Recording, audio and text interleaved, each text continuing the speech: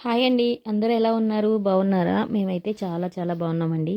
పెద్ద వీడియోస్ పెట్టి చాలా రోజులు అయిపోతుంది కదా! వాళ్ళ పెద్ద వీడియో పెడదామని వీడియోస్ అయితే తీసానమాట. బయట ముగ్గు వేస్తుంటే ఆకుకూరలు వచ్చినాయండి. ఆకుకూరల్లో మెంతికూర అని వినిపించింది. మెంతికూర అంటే నాకు చాలా ఇష్టం అండి. అది కాక అన్ని రోజుల్లోని రాదు కదా మెంతికూర. నేను ఇంట్లో మొక్కలు వేసుకున్నప్పుడు అయితే నాకు డైలీ ఉండేది మెంతికూర. ఇప్పుడైతే చాలా రోజులు అయిపోయింది మెంతికూర వండి. అందుకే ఈ మెంతికూర అయితే తీసుకున్నానండి. ఇంట్లో సరుకులు అయిపోయినాయని సరుకులు తీసుకురమ్మన్నాను. పనికి వెళ్ళాలని చెప్పి దగ్గరలో ఉన్న కొట్లో ఇలా కావాల్సినవి అయితే తీసుకొచ్చి నాకు ఇచ్చేసి పనికి అయితే వెళ్ళిపోయారండి. పిల్లలు కూడా స్కూల్కి వెళ్ళిపోయారు. ఇంకా నేను వంట చేసి రమ్యకి క్యారేజీ పంపించాలి కదండి. ఇప్పుడు వంట చేస్తూ నా చీరలు ఫాల్ వేసుకుందామని చెప్పి చీరలు అయితే బయటికి తీసానండి. పండక్కి ఊరెళ్ళాం కదా, అమ్మ చీరలు అయితే పెట్టింది మాట. అంటే కొని ఏమీ పెట్టలేదండి. నాన్నకి ఒంట్లో బాగాలేదు కదా, అదేనండి ఆపరేషన్ అయింది కదా, నాన్న పనికి వెళ్ళట్లేదు కాబట్టి పండుగలో ఎవ్వరికి బట్టలు అయితే కొనలేదండి. అమ్మమ్మ స్కూల్లో పనిచేస్తారు కదా, అమ్మమ్మకి పెడతారన్నమాట. ఆ చీరలు అమ్మకే ఇచ్చేస్తుంది. అమ్మమ్మ కట్టుకోదు కదండి ఇలాంటి చీరలు. ఇంకా అమ్మ ఏం చేసిందంటే బట్టలు కొనలేదని నాకు ఆ పట్టు చీర నాకు పెట్టేసింది. ఇదేమో మా మరదలు తీసుకుందంటండి, ఫ్రాక్ కుట్టమని నాకు పంపించింది. ఫ్రాకు బాగోదని చెప్పి ఈ చీర నేను ఉంచేసుకుని మా మరదలకి సేమ్ కలర్ సిల్క్ సారీ కొందామని కొని ఫ్రాక్ కుడదామని చెప్పి అయితే నేను చీర ఫాల్ వేసుకుందామని తీసాను. ఇంకా ఈ చీర అయితే అమ్మకి తీసుకొచ్చిందండి. ఇంకా అమ్మ రమ్యకి బట్టలు ఏమీ కొనలేదు కదా అని ఈ చీర అయితే రమ్య తల్లికి అయితే ఇచ్చేసిందండి. అమ్మకి చాలా వరకు చీరలు అయితే పెడతారండి. కానీ అమ్మమ్మ కట్టుకునే చీరలు అందరూ పెట్టరండి. కొంతమంది కాటన్ చీరలు పెడితే కాటన్ చీరలు అయితే అమ్మమ్మ కట్టుకుంటుంది.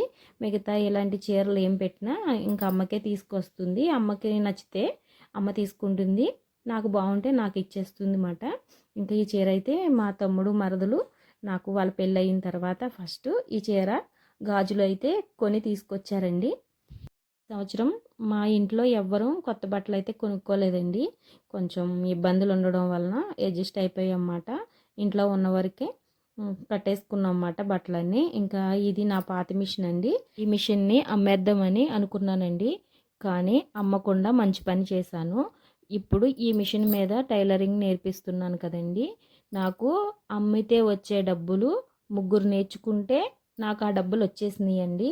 నేను అమ్మేస్తే నాకు 2000 3000 అలా వచ్చేసేవి అయిపోయాయి అన్నమాట. అదే నేర్పించడం వల్ల నాకు నెలకి 1000 రూపాయలు అనేది వస్తుంది అన్నమాట. ఇంకా అమ్మకుండా మంచి పని చేశానని ఇప్పుడైతే అనుకుంటున్నాను. నాలా ఎవరైనా ఓ మిషన్ కొనుక్కుని రెండో మిషన్ అమ్మేయాలనుకునే వాళ్ళు అస్సలు అలా చెయ్యకండి. మిషన్ కొనాలంటే చాలా కష్టపడాలి. ఉన్న మిషన్ని ఎలా ఉపయోగించుకోవాలి అనేది ఆలోచించాలన్నమాట. నేనైతే మా నాన్న చెప్పడం వలన నేను ఈ మిషన్ అమ్మకుండా ఇలా టైలరింగ్ అయితే నేర్పించుకుంటున్నానండి. ఇంకా వీటికి స్టూళ్ళు కావాలి కదా, స్టూళ్ళు లేవు కొనాలి అంటే నాకు ఇంట్లో చాలా ఇబ్బందులు ఉన్నాయండి. పాపం మా అత్తయ్య గారు నాకు ఈ 2 స్టూళ్ళు ఇచ్చారండి. ఆరెంజ్ కలరు అలాగే ఈ గ్రీన్ కలర్ స్టూలు మా చిన్న అత్తయ్య గారు పంపించారు. ఇంకా ఈ స్టూల్ అయితే నేను 7 సంవత్సరాల క్రితం కొనుక్కున్నానండి. మా ప్రవీణ్ పుణ్యమా అని ఈ స్టూల్ అయితే విరిగిపోయింది అన్నమాట. కానీ ఆ స్టూళ్ళు నాకు హైట్ అయిపోయినాయండి. ఈ స్టూలే కరెక్ట్గా సరిపోయింది అన్నమాట. ఇప్పుడున్న పరిస్థితుల్లో నేను స్టూల్ కొనే పరిస్థితి అయితే లేదు అన్నమాట. అందుకని ఈ స్టూల్ని అయితే వాడేసుకుంటున్నాను అన్నమాట. మీరు అనుకోవచ్చు, ఇంత అందమైన ఇంట్లో ఉంటున్నారు, మీకేంటి ఇబ్బందులు, ఈ ప్రాబ్లమ్స్ అంటున్నారు అని అనుకోవచ్చండి. నా చుట్టూ కనిపిస్తున్నవేమీ నిజం కాదండి. చివరికి నా నవ్వు కూడా ఎన్నో ఇబ్బందుల వలన ఆ ఇబ్బందులను మర్చిపోవడానికి ఇలా ఏవో పిచ్చి పిచ్చి వీడియోస్ పెట్టుకుంటూ ఉంటానండి. కొంచెం నేను హ్యాపీగా ఉన్నాను అంటే ఆ వీడియోలు పెట్టడం వల్లేనండి. ఈ వీడియోలు పెట్టడం వల్ల కొన్ని కష్టాలు గుర్తు రాకుండా హాయిగా ప్రశాంతంగా ఉండొచ్చని ఇలా వీడియోస్ అయితే పెట్టుకుంటాను అన్నమాట. నా వీడియోస్ని చూసి నేను చాలా హ్యాపీగా ఉంటానండి. అందుకే వీడియోస్ అయితే ఏముంటే అవి ఇలా పెడతా ఉంటాను.